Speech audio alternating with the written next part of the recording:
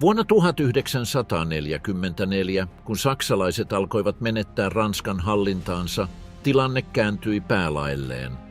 Vastarintaliike lopetti piileskelyn ja alkoi selvittää tilejä. Oikeudenkäyntejä ei ollut. Ei puolustusta. Vain nimiä, kiväärejä ja välittömiä tuomioita. Ne, jotka olivat tehneet yhteistyötä natsien kanssa, tiedottaneet naapureista tai liittyneet miliisiin, etsittiin ja teloitettiin toreilla, teillä ja kellareissa. Jotkut kuolivat väkijoukkojen edessä, toiset ilman todistajia. Kukaan ei kysynyt selityksiä, kukaan ei antanut anteeksi. Oliko kyse oikeudenmukaisuudesta vai kostosta? Kuka päätti, kenen piti kuolla? Tämä on tarina Vichyn hallinnon luhistumisen armottomista rangaistuksista. Ranskan kukistuminen ja sisäisen vihollisen synty. Ranska, kesäkuu 1940. Vain 6 viikossa yksi Euroopan arvostetuimmista sotilasmahdeista makasi kolmannen valtakunnan sotakoneiston edessä. Romahduksen nopeus ylitti kaikki odotukset. Kokonaiset armeijat hajosivat, kaupungit hylättiin ilman vastarintaa ja miljoonat siviilit pakenivat etelään loputtomissa kauhun ja hämmennyksen karavaaneissa. Kesäkuun 22. päivänä Compiègnen metsässä Adolf Hitler nöyryytti Ranskaa harkitusti. Aselepo allekirjoitettiin samassa junavaunussa, jossa Saksa oli hyväksynyt tappion vuonna 1918. Tämä teatraalinen ele aloitti uuden aikakauden. Ranska jaettiin 2 vyöhykkeeseen, pohjoisen ollessa Saksan suorassa hallinnassa ja etelän hallinnoidessa Vichyn kylpyläkaupungista käsin hallintoa, joka pian paljastaisi todellisen luonteensa. 84-vuotias marsalkka Philippe Pétain otti vastaan uuden valtion johdon. Hänen arvovaltansa Verdunin sankarina oikeutti poliittisen hankkeen, joka ylitti pelkän miehityksen alaisena selviytymisen rajat. Vichyn hallinto ei tyytynyt pelkkään tappion hallintaan. Se pyrki uudistamaan Ranskaa poistamalla sen, mitä se piti kansallisen räppion perimmäisinä syinä. Tasavaltalainen motto katosi. Vapaus, tasa-arvo, veljeys korvattiin mottolla työ, perhe, maa. Tämä symbolinen muutos enteili radikaaleja muutoksia. Ammattiliitot lakkautettiin, poliittiset puolueet kiellettiin ja lehdistöä sensuroitiin.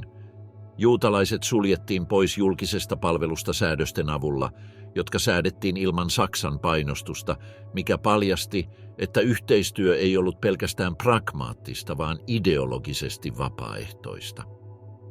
Pääministeri ja yhteistyön todellinen arkkitehti Pierre Laval vei nämä politiikat äärimmäisiin seurauksiin. Taitavana lakimiehenä ja kokeneena poliitikkona Laval uskoi vilpittömästi, että Euroopan tulevaisuus kuului Saksalle.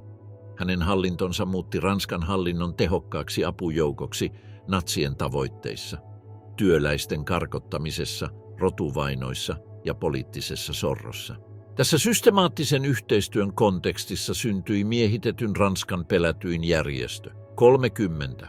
Tammikuuta 1943 tarkoituksella samaan aikaan Hitlerin valtaan nousun 10-vuotispäivän kanssa ilmoitettiin Ranskan miliisin, Milice Française, virallisesta perustamisesta. Vaikka se esiteltiin lainvalvontavoimana, sen todellisena tehtävänä oli murskata sisäinen vastarinta menetelmillä, jotka kilpailivat Gestapon raakuuden kanssa. Joseph Darnand, miliisin perustaja ja ylin komentaja, ilmensi tiettyjen ranskalaisen nationalismin osien radikalisoitumista. Ensimmäisen maailmansodan kunniakas veteraani Darnand oli kehittynyt kohti fasistisia kantoja sotien välisenä aikana. Hänen viskeraalinen kommunismin vastaisuutensa ja autoritaaristen menetelmien ihailunsa saivat hänet vannomaan henkilökohtaista uskollisuutta Adolf Hitlerille ja jopa hyväksymään upseerin arvon Waffen SS. Milicen rakenne heijasteli sen puolisotilaallista luonnetta. Miliisit käyttivät tummansinisiä univormuja, joihin kuuluivat yhteensopivia baretteja ja Kreikan lipun tunnus, joka oli kansallisen uudistumisen symboli. Organisaatio jaettiin 2 osaan. Tavallisiin miliiseihin, jotka säilyttivät siviiliammattinsa, ja Frank Garden, eliittiryhmään, joka asui kasarmeilla ja sai intensiivistä sotilaskoulutusta. Rekrytointi houkutteli monenlaisia profiileja, mutta heitä yhdistivät tietyt olosuhteet. Ideologisen ytimen muodostivat vakaumukselliset fasistit, jotka näkivät tappion tilaisuutena puhdistaa Ranska ulkomaisista vaikutteista, juutalaiset, kommunistit, vapaamuurarit ja tasavaltalaiset. Toinen ryhmä liittyi mukaan taloudellisista syistä, säännölliset palkat, korkeammat ruokamäärät ja vapautus pakkotyöstä Saksassa. Kolmas tekijä saastutti organisaatiota vakavasti. Tavalliset rikolliset, jotka värvättiin vastineeksi lyhennetyistä tuomioista. Nämä vankilasta vapautetut ja miliisin riveihin liittyneet henkilöt toivat mukanaan rikollisen ulottuvuuden, joka ilmeni erityisen sadistisina kuulustelumenetelminä. Lyonin, Marseillen ja Toulousen kaltaisissa kaupungeissa milisi perusti pidätyskeskuksia takavarikoituihin hotelleihin, hylättyihin kouluihin ja hallintorakennuksiin. Näistä paikoista tuli kidutuskammioita, joissa sovellettiin järjestelmällisiä menetelmiä, pahoinpitelyä, sähköiskuja, vesikidutusta ja sukupuolielinten silpomista. Kauhua pahensi se, että teloittajat puhuivat samaa kieltä kuin uhrinsa. Liittoutuneiden tiedustelupalvelu vahvisti, että miliisi oli suurempi uhka kuin saksalaiset joukot. Kyky tulkita ulkopuolisille huomaamattomia sosiaalisia vihjeitä teki heistä tappavia salaisten verkostojen metsästäjiä. Miliisin vangitsemalla vastarintataistelijalla oli vain vähän selviytymismahdollisuuksia. Vuosien 1943 ja 1944 välillä militse saavutti noin 35,0 aktiivijäsenen määrän, mikä paljasti Ranskan sisäisten erimielisyyksien syvyyden. Heidän osallistumisensa ratsioihin, karkotuksiin ja teloituksiin oli jatkuvaa ja raakaa. He tekivät suoraa yhteistyötä SS:n kanssa verilöylyissä, kuten Vassieux-en-Vercossin verilöylyssä, jossa 73 siviiliä teloitettiin kostoksi vastarintatoiminnasta. Raakuus voimistui sodan siirtyessä liittoutuneita kohti. Tietoisina siitä, että vapautus toisi mukanaan pikatuomion, sitoutuneimmat militantit omaksuivat epätoivoisen logiikan, todistajien eliminoimisen, todisteiden tuhoamisen ja väestön terrorisoinnin. Jokainen väkivaltainen teko teki heidän omasta rangaistuksestaan väistämättömämmän, luoden terrorin kierteen, joka huipentuisi yhtä lailla armottomaan tilien selvittelyyn. Milice, yhteistyön julmin ilmentymä. Ranskan miliisi, Milice Française, kehitti sortojärjestelmän, joka yhdisti paikallisen tiedustelun, systemaattisen raakuuden ja psykologisen terrorin. Sen menetelmät olivat tehokkaampia kuin Gestapon, koska se toimi sisältäpäin. Miliisit tunsivat jokaisen kadun, jokaisen perheen ja jokaisen yhteisöjensä salaisuuden. Tämä etu teki organisaatiosta kollaboratiivisen koneiston tappavimman haaran. Jean Luchaire oli esimerkki älyllisestä yhteistyöstä, joka oikeutti fyysisen väkivallan. Les Nouveaux Temps -sanomalehden toimittajana ja Group Collaborationin puheenjohtajana Luchaire loi ideologisen viitekehyksen, joka oikeutti sorron. Hänen pääkirjoituksensa eivät ainoastaan puolustaneet yhteistyötä, vaan ne myös yksilöivät tiettyjä vainon kohteita.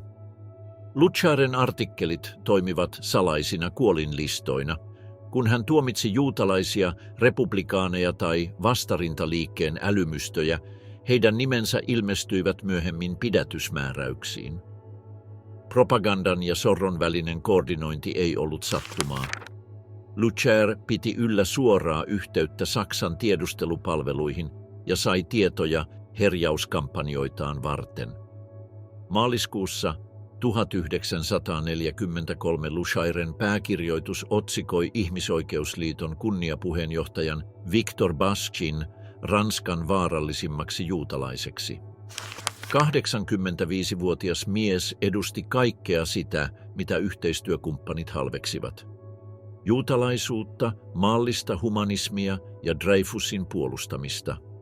3 viikkoa julkaisun jälkeen miliisit pysäyttivät Baschin ja hänen vaimonsa lähellä Lyonia.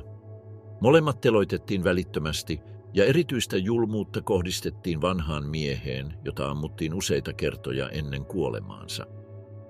Lyonin miliisin aluepäällikkö Paul Touvier oli järjestön operatiivisen raakuuden ruumiillistuma.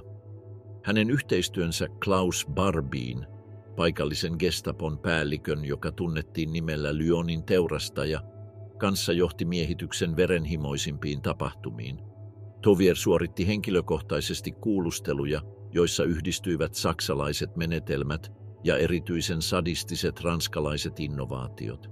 Touvierin johtama pidätyskeskus toimi École de Santé Militaire rakennuksessa, joka oli muutettu kidutuskammioksi.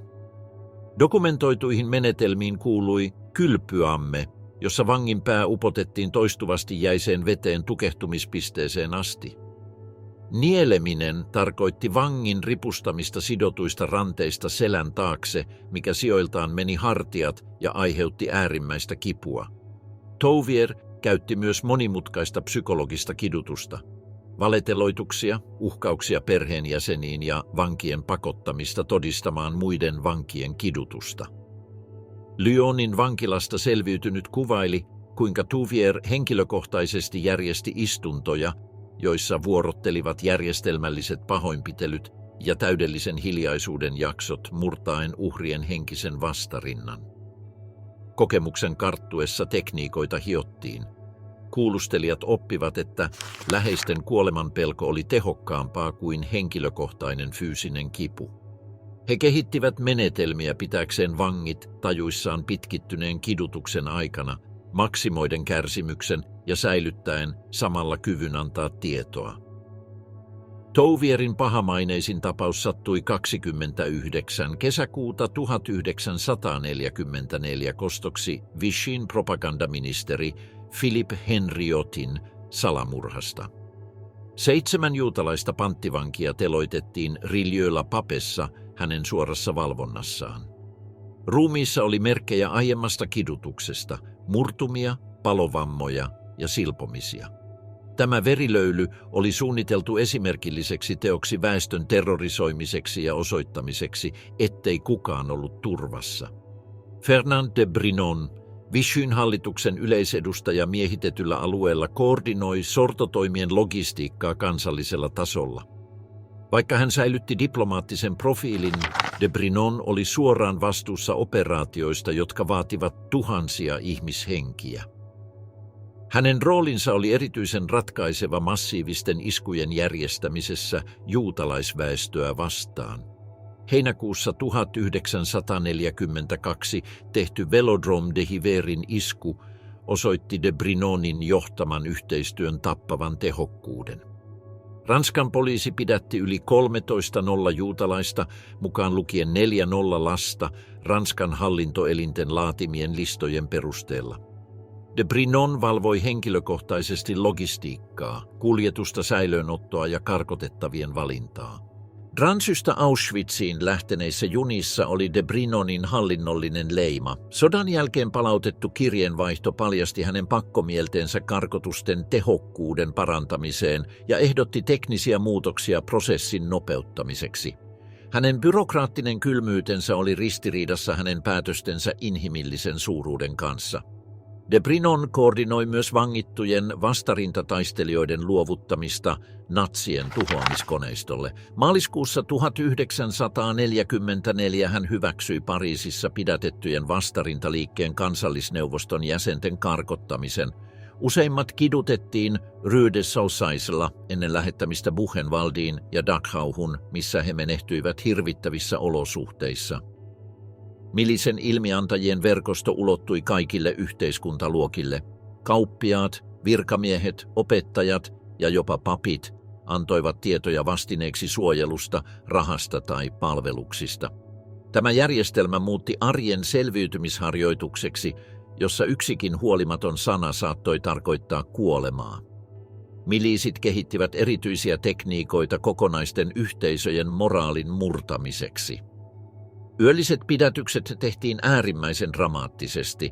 Meluisat ajoneuvot, näkyvät univormut ja tahallinen huutaminen.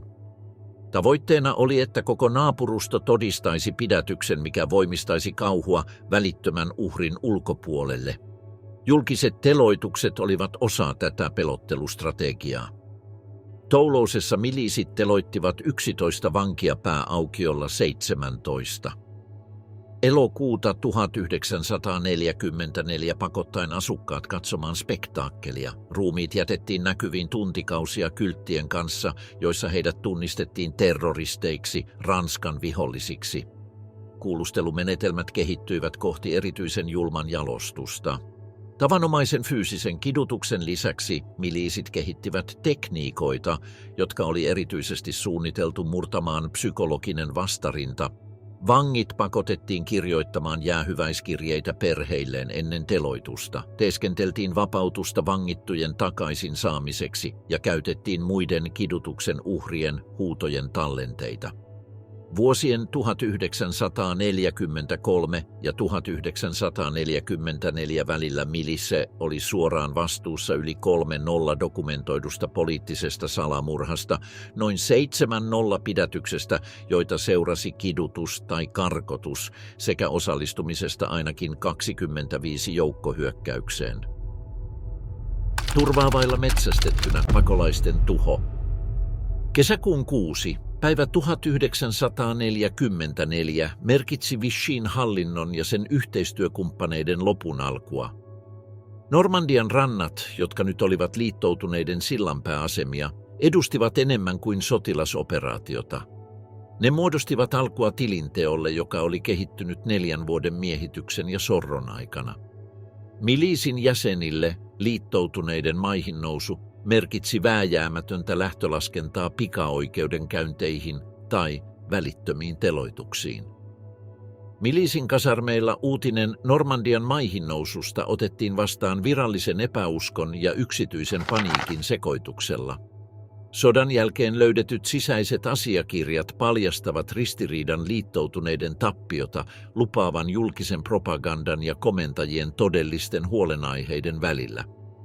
Lyonista kotoisin oleva komentaja kirjoitti henkilökohtaiseen päiväkirjaansa: jos angloamerikkalaiset onnistuvat luomaan vankan sillanpääaseman, kohtalomme on sinetöity. Väestö, joka pelkää meitä tänään, vihaa meitä huomenna hillittömästi. Toisen rintaman avaaminen Provencessa 15. elokuuta kiihdytti dramaattisesti yhteistyöjärjestelmän romahdusta.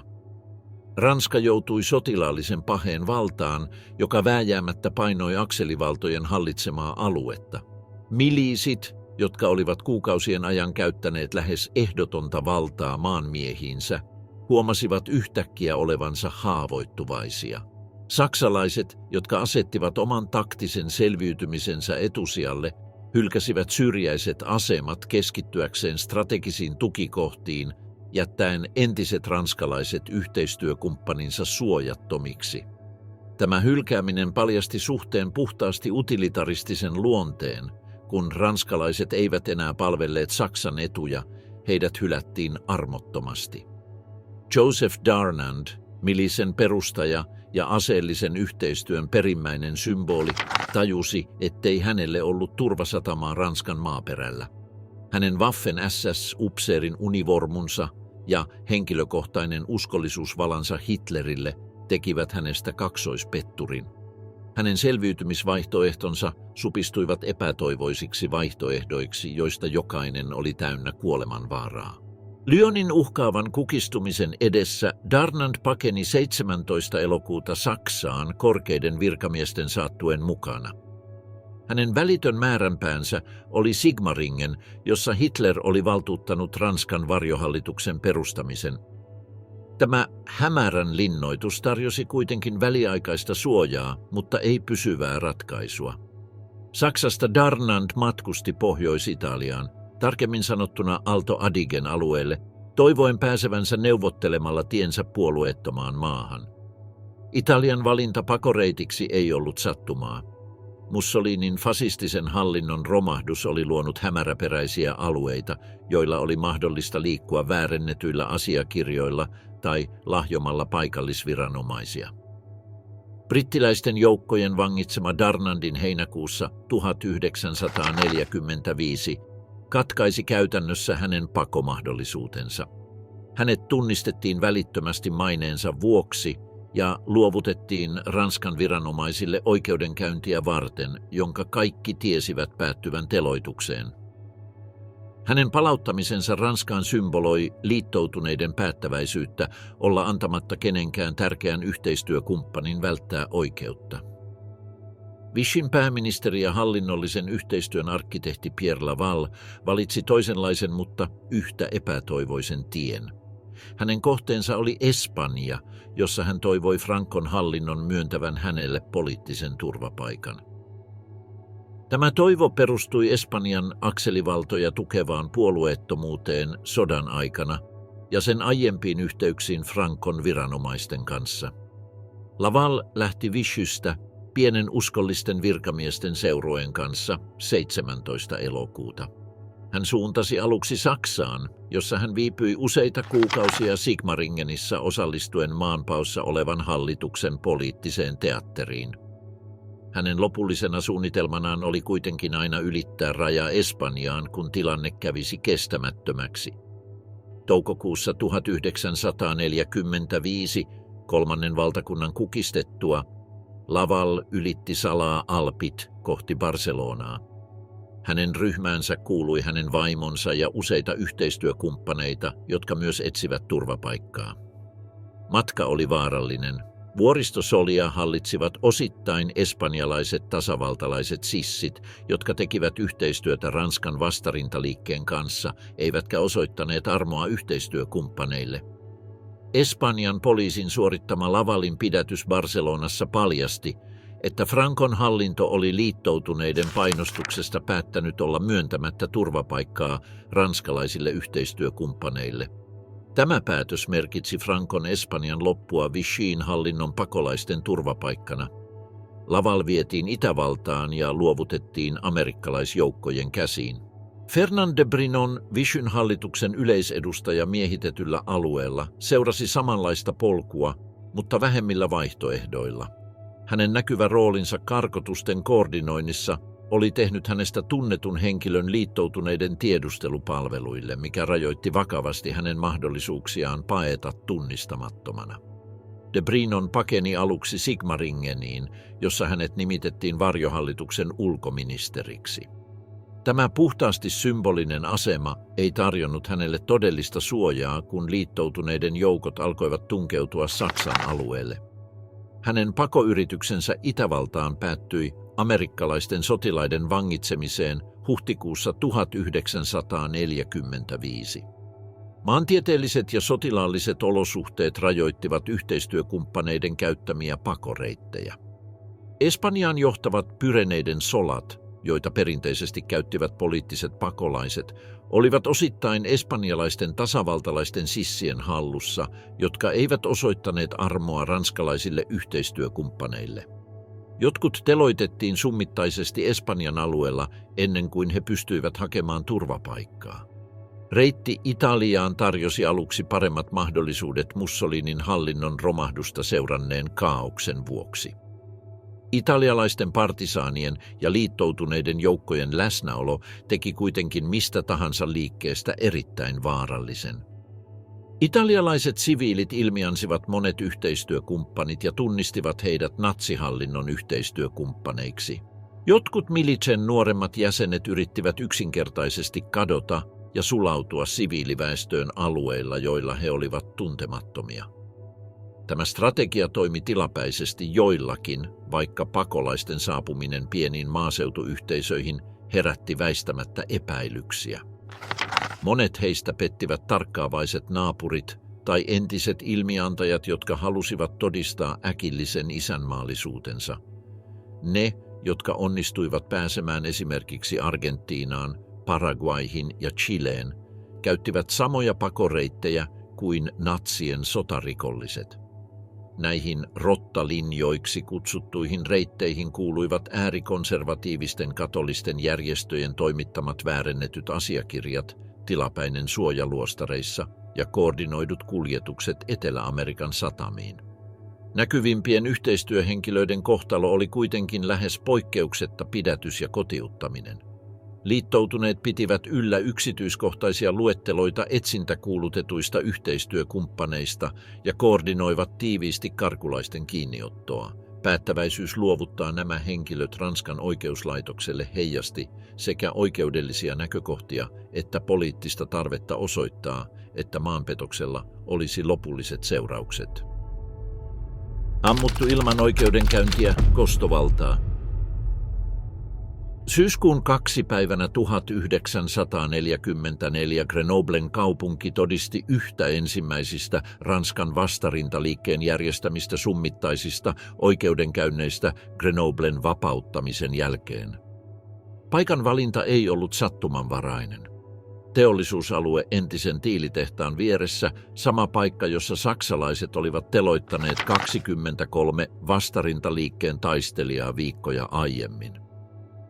Symbolisena terrorin käänteisenä vastarintaliike muutti tämän marttyyriuden paikan koston näyttämöksi. Yli 400 ihmistä kokoontui todistamaan 6 militseen jäsenen teloitusta, jotka vangittiin vapautuksen jälkeisissä raivausoperaatioissa. Väkijoukko käyttäytyi kuin katsojat julkisessa spektaakkelissa ja pyrki parempiin katselupaikkoihin. Jotkut kantoivat lapsiaan harteillaan voidakseen todistaa sitä, mitä he pitivät elävänä historian oppituntina.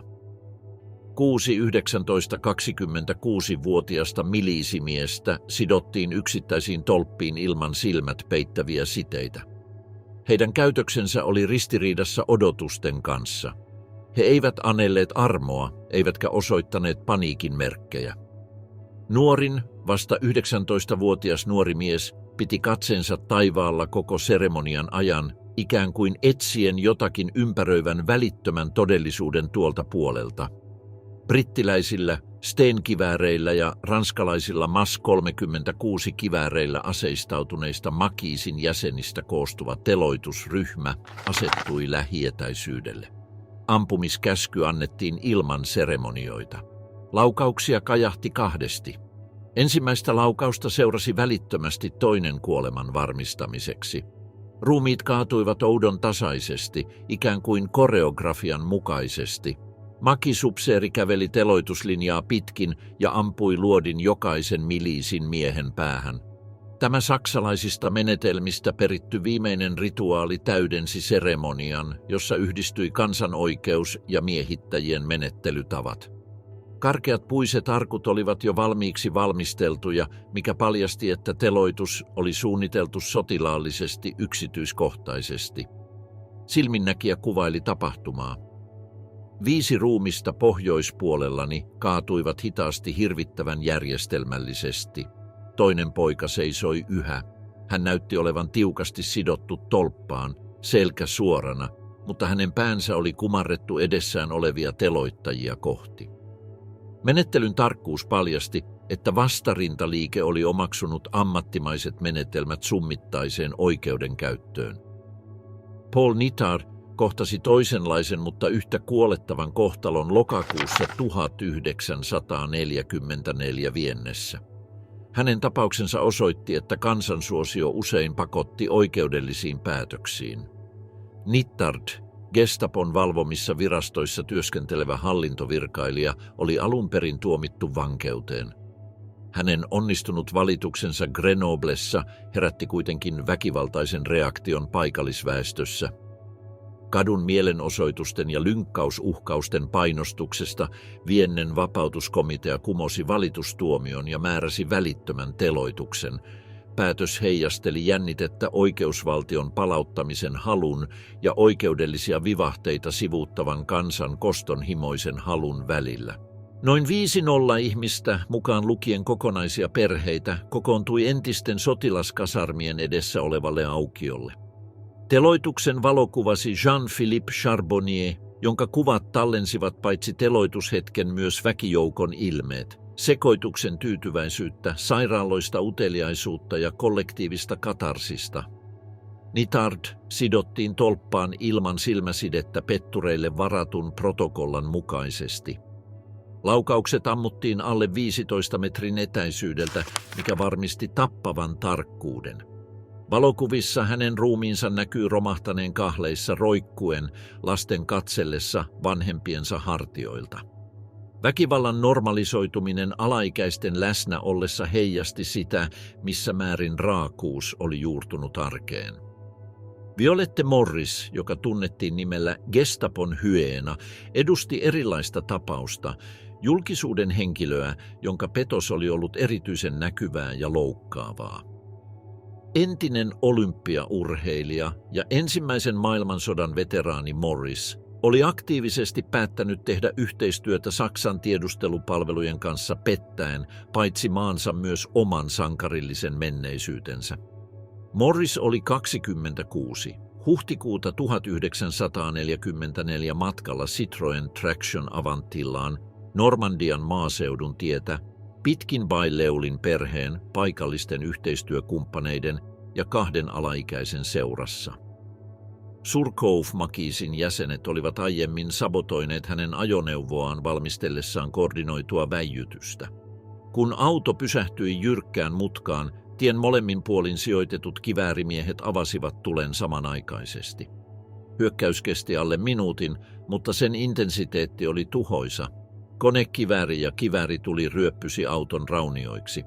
Morrisia osui ainakin 7 kertaa vartaloon ja kasvoihin, ja hän kuoli välittömästi kaikkien auton matkustajien kanssa. Väijytys oli suunniteltu erityisesti Morrisin eliminoimiseksi. Morrisia pidettiin erityisen vaarallisena petturina hänen tietämyksensä vastarintaverkostoista ja osallistumisensa kidutustilaisuuksiin vuoksi. Hänen kuolemansa lähetti selkeän viestin: julkinen maine tai aiemmat Ranskalle antamat palvelut eivät tarjoaisi suojaa vastarintaliikkeen oikeudelta. Vastuullinen Maquis-komentaja Jean-Baptiste Leclerc hylkäsi alueen välittömästi vahvistettuaan kaikkien asukkaiden kuoleman.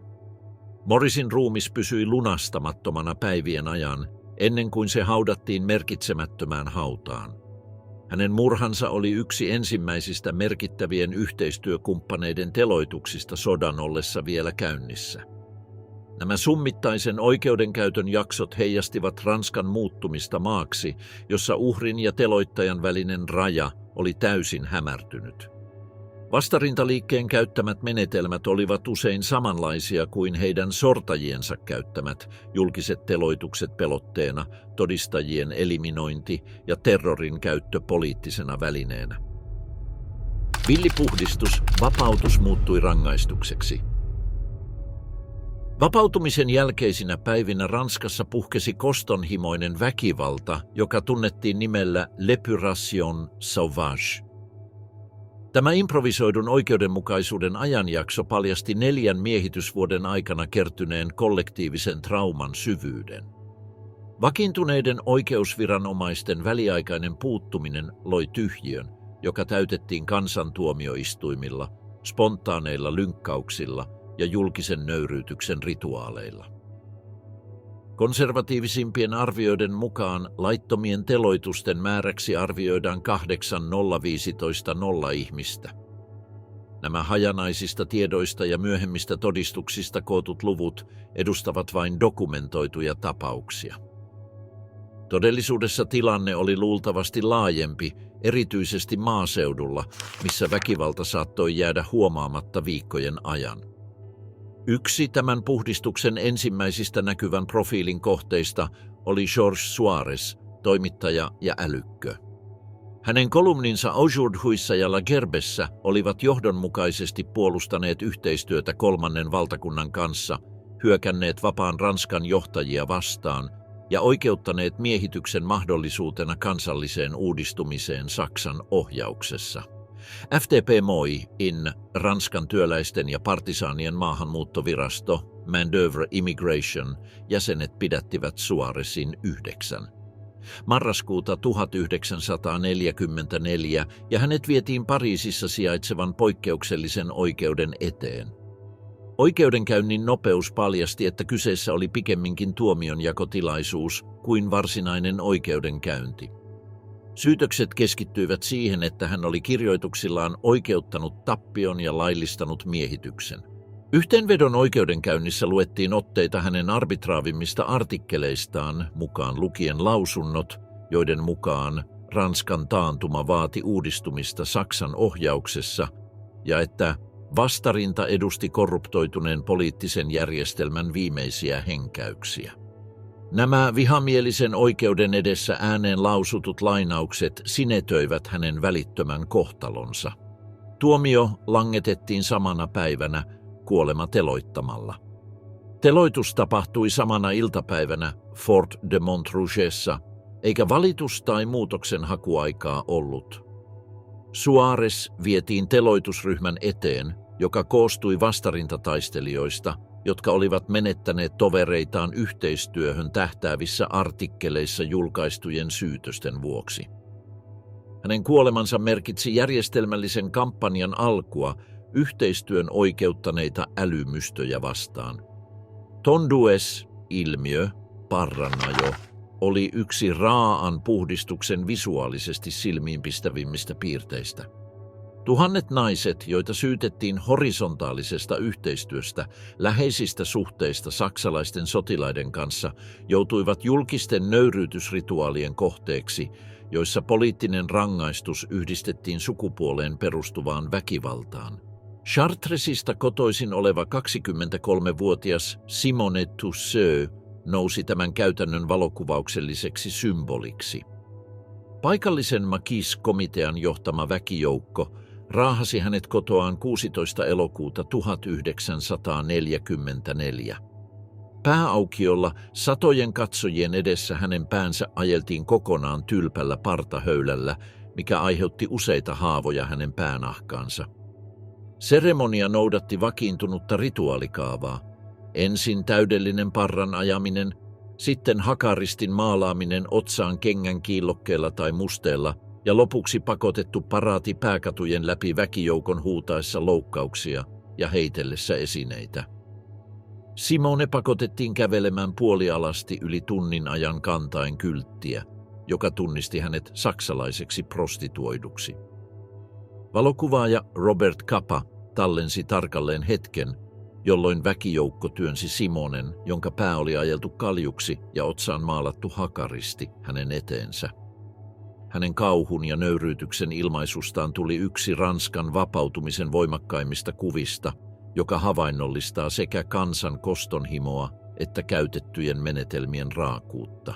Simonen rangaistuksesta vastuussa oleva paikallinen Maquis-johtaja André Dufresne perusteli toimintaa myöhemmin välttämättömänä kansansielun puhdistamiseksi.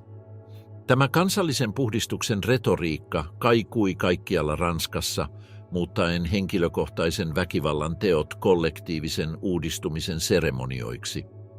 Lavalissa Liberation Nord-Solu järjesti 12 naisen parran ajamisen koordinoidussa seremoniassa, joka paljasti näennäisesti spontaanien tekojen taustalla olevan suunnittelun asteen. Naiset koottiin kunnantaloon, heidät käsiteltiin yksi kerrallaan ja marssivat sitten keskusaukiolle julkista nöyryytystä varten. Henriette Deschamps, yksi Lavalissa rangaistuista naisista, kärsi vakavista komplikaatioista parranajon aikana saamistaan haavoista. Seurauksena olleet tulehdukset johtivat hänen kuolemaansa useita viikkoja myöhemmin, mikä muutti rangaistuksen lykätyksi teloitukseksi. Hänen kuolemansa osoitti, kuinka näennäisesti vähäinen väkivalta saattoi osoittautua kohtalokkaaksi sodan jälkeisen ajan epävarmoissa hygieniaolosuhteissa. Järjestäytyneet vastarintaliikkeen yksiköt toteuttivat useilla alueilla summittaisia teloituksia lähes sotilaallisen kurinalaisesti.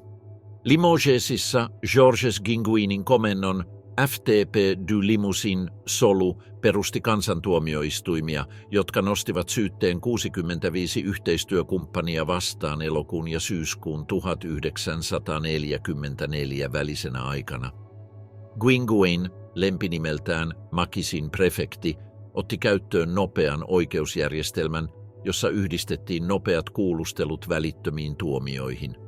Hänen sellinsä oli koonnut luetteloita paikallisista yhteistyökumppaneista kuukausia ennen vapautusta, mukaan lukien kauppiaita, jotka olivat myyneet tavaroita saksalaisille, virkamiehiä, jotka olivat helpottaneet karkotuksia, ja siviilejä, jotka olivat toimittaneet tietoja miliselle.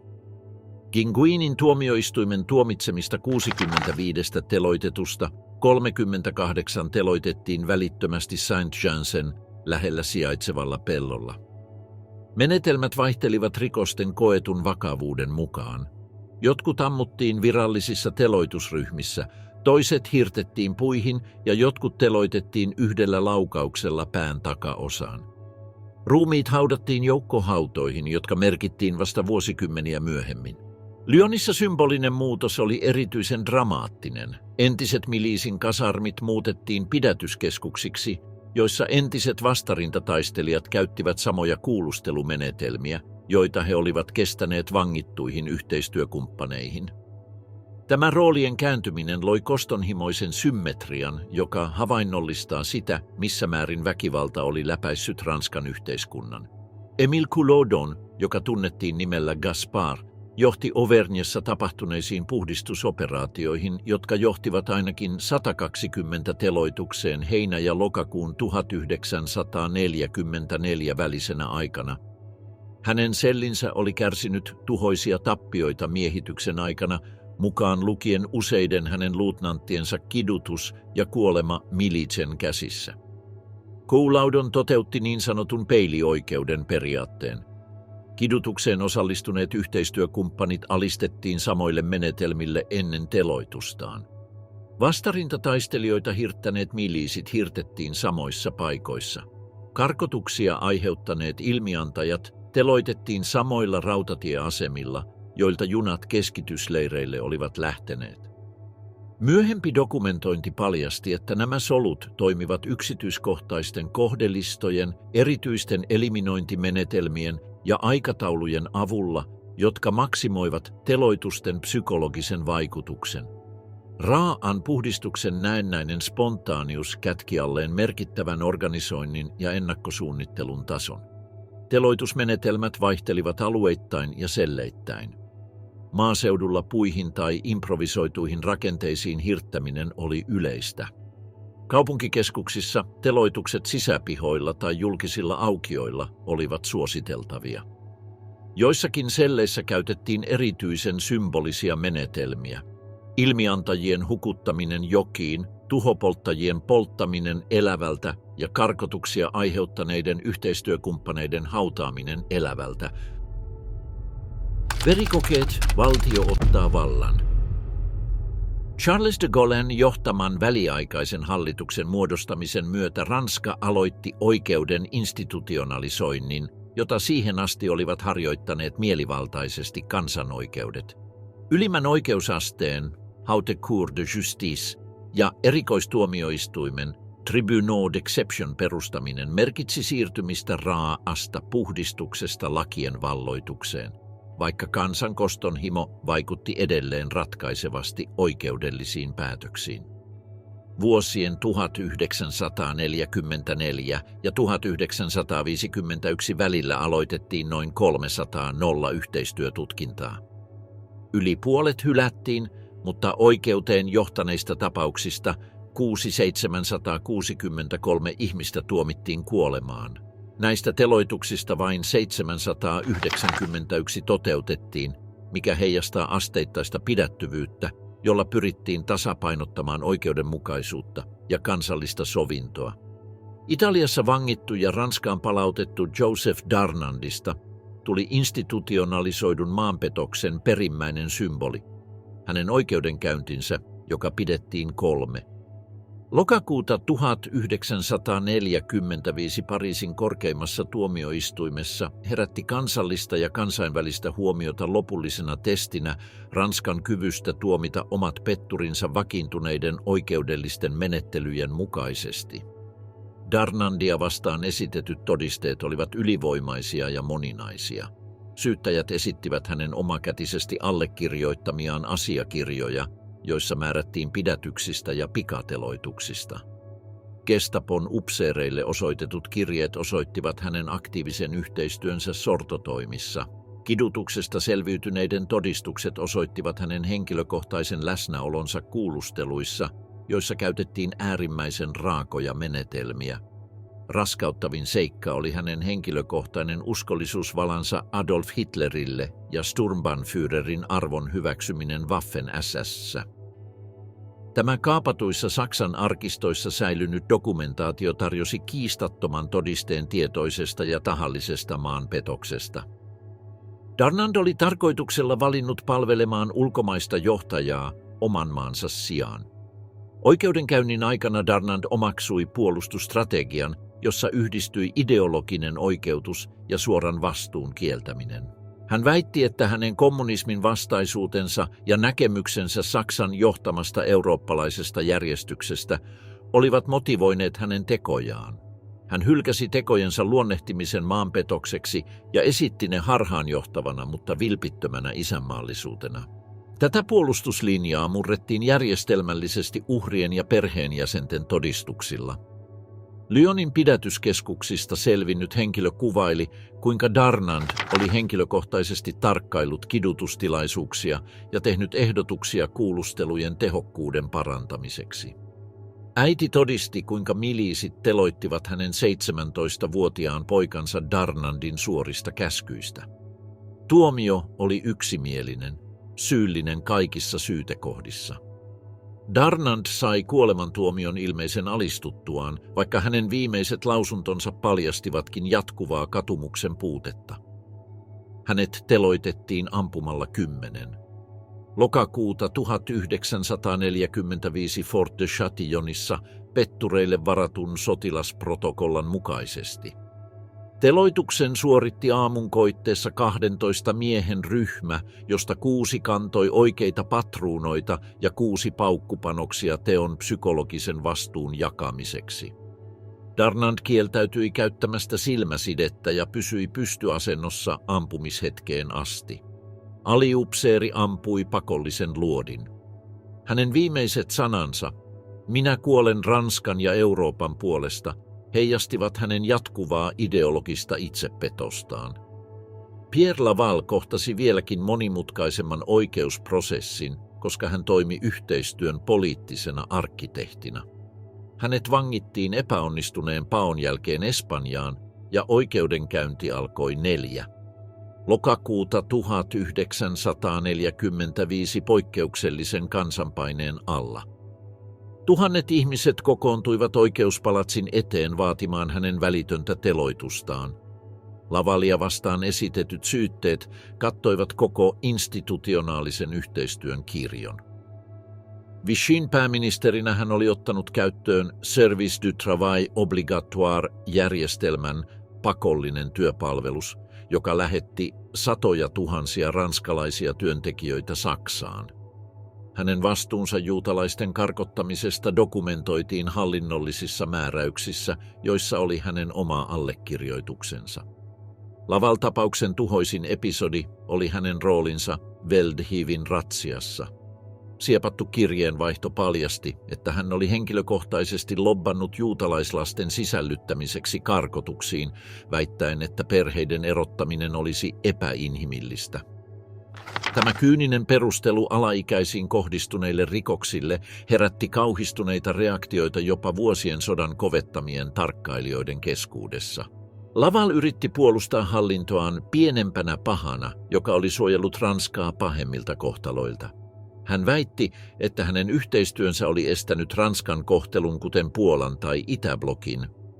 Oikeus hylkäsi tämän puolustuksen kategorisesti ja totesi, että vapaaehtoista yhteistyötä ei voitu perustella hypoteettisten vaihtoehtojen spekuloinnilla. Kuolemantuomio langetettiin 9. lokakuuta 1945. Samana yönä Laval yritti itsemurhaa nielemällä syanidia, jota hän oli onnistunut piilottamaan kuukausia. Vartijat löysivät hänet kriittisessä tilassa ja sotilaslääkärit pelastivat hänet, koska he olivat saaneet nimenomaiset käskyt pitää hänet hengissä virallista teloitusta varten. Laval ammuttiin Fresnesin vankilan pihalla 15. lokakuuta. Itsemurhayrityksen heikentämä fyysinen tila vaati tukea teloituksen aikana. Hänen viimeiset sanansa, "Eläköön Ranska", olivat dramaattisessa ristiriidassa hänen Saksan etujen hyväksi tekemänsä palveluksen kanssa. Tämän viimeisen julistuksen ironia ei jäänyt silminnäkijöiltä huomaamatta. Paul Touvier edusti ainutlaatuista tapausta Ranskan oikeushistoriassa, ensimmäistä Ranskan kansalaista, joka tuomittiin rikoksista ihmisyyttä vastaan. Hänen pidätyksensä vuonna 1989, vuosikymmeniä kestäneen salaisen elämän jälkeen, jota suojelivat äärikonservatiiviset katoliset verkostot, avasi uudelleen haavat, joiden monet ranskalaiset uskoivat parantuneen. Touvieria vastaan esitettyihin todisteisiin kuuluivat hänen allekirjoittamansa asiakirjat, joissa määrättiin juutalaisten panttivankien valinta, operaatioon osallistuneiden alaisten todistukset ja rikostekniset todisteet teloituksissa käytetyistä menetelmistä. Ruumiissa oli merkkejä aiemmasta kidutuksesta, mukaan lukien tahalliset murtumat ja palovammat, jotka viittasivat raa'aan kuulusteluun ennen kuolemaa. Oikeudenkäynti televisioitiin suorana, ja ranskalaiselle yleisölle paljastui vuosikymmeniä salassa pidettyjä yhteistyön häiritseviä yksityiskohtia.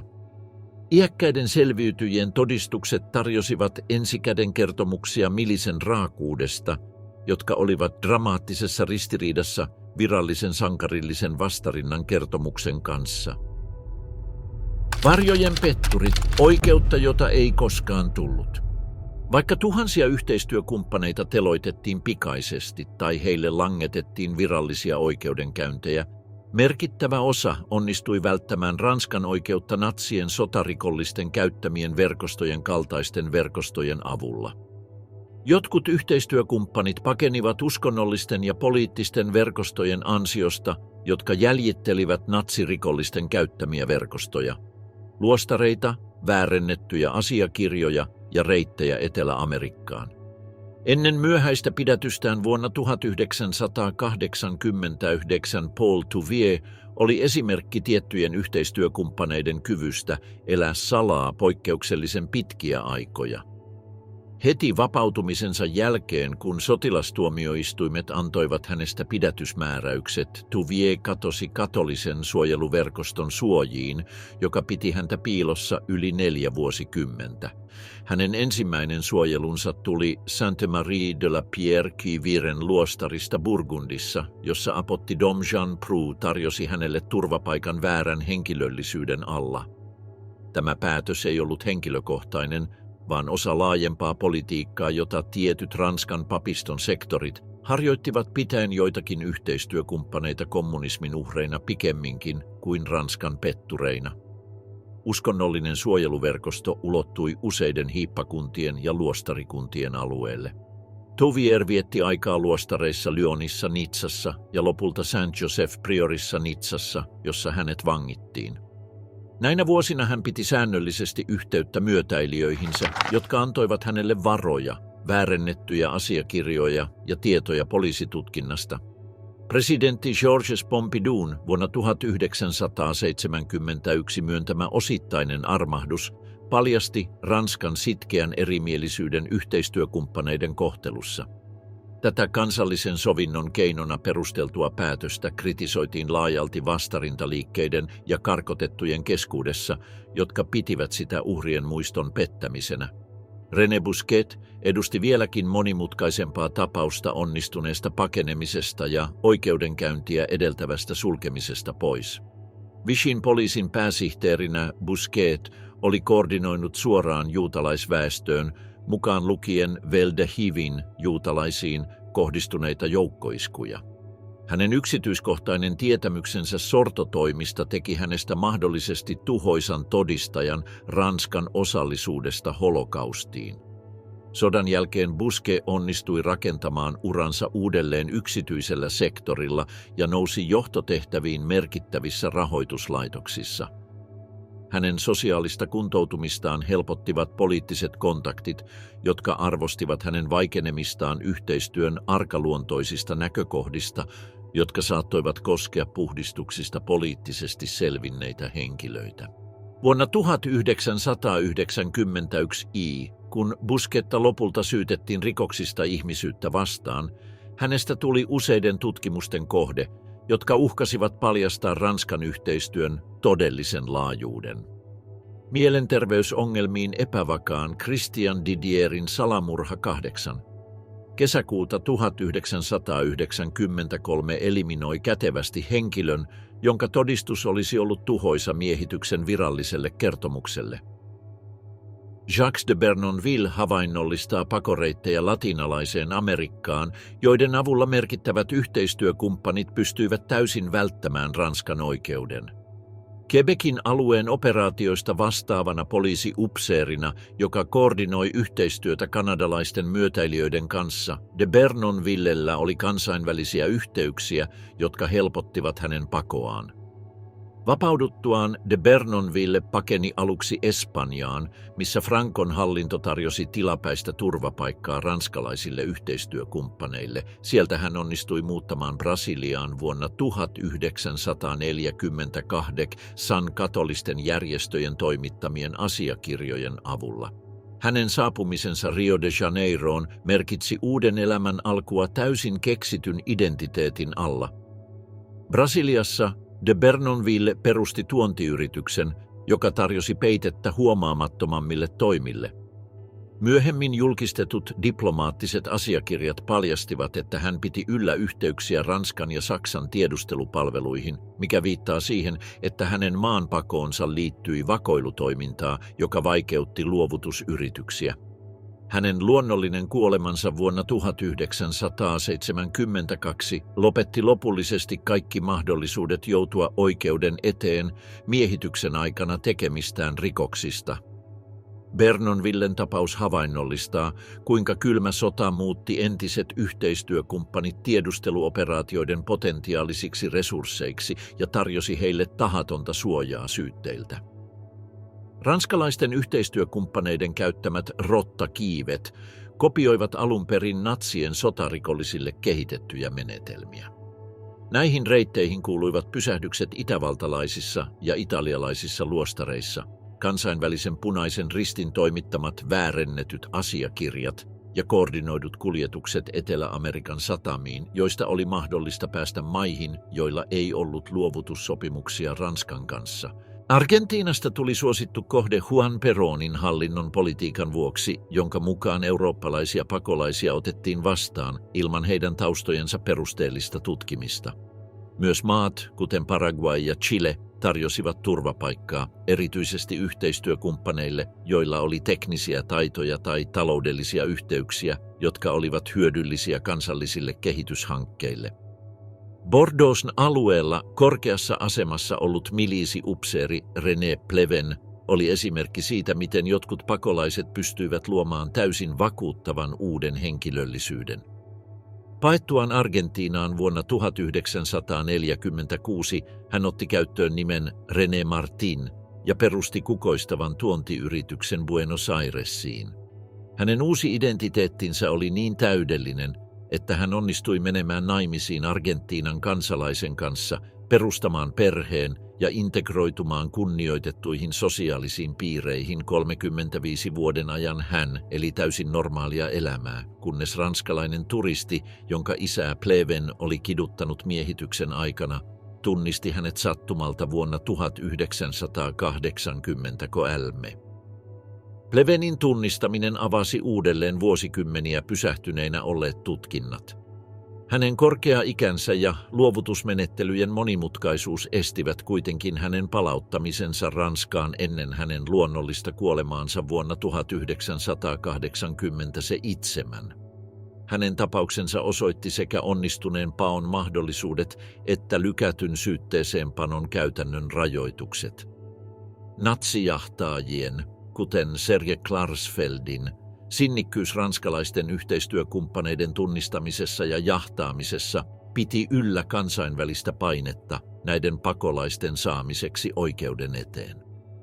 Klarsfeldin juutalaisjärjestöjen rahoittamat ja demokraattisten hallitusten tukemat tutkimukset johtivat kymmenien latinalaisessa Amerikassa väärien henkilöllisyyksien varjolla elävien yhteistyökumppaneiden tunnistamiseen. Oikeudelliset rajoitukset, suojelevien hallitusten vastustus ja ajan kuluminen muuttivat kuitenkin monet näistä tunnistamisista moraalisiksi voitoiksi konkreettisten oikeudellisten menestysten sijaan. Suurin osa tunnistetuista yhteistyökumppaneista kuoli luonnollisiin syihin ennen kuin heidät voitiin luovuttaa, vieden salaisuutensa hautaan. Näiden onnistuneiden pakojen perintö mutkisti pysyvästi ranskalaista narratiivia oikeudenmukaisuudesta ja sovinnosta miehityksen jälkeen. Tietoisuus siitä, että jotkut raimmista yhteistyökumppaneista olivat eläneet vuosikymmeniä vapaudessa uhriensa makaessa joukkohaudoissa, ruokki jatkuvia epäoikeudenmukaisuuden tunteita, jotka vaikuttivat myöhempään keskusteluun historiallisesta muistista. Viime vuosikymmeninä julkistetut tiedostot ovat paljastaneet, että karanneiden yhteistyökumppaneiden suojeluun liittyi osallisuutta, joka ulottui arvostettujen instituutioiden korkeimpaan tasoon. Katolinen kirkko, länsimaiset tiedustelupalvelut ja kansainväliset humanitaariset järjestöt osallistuivat vaihtelevassa määrin operaatioihin, jotka mahdollistivat sotarikollisten oikeudenkäynnin,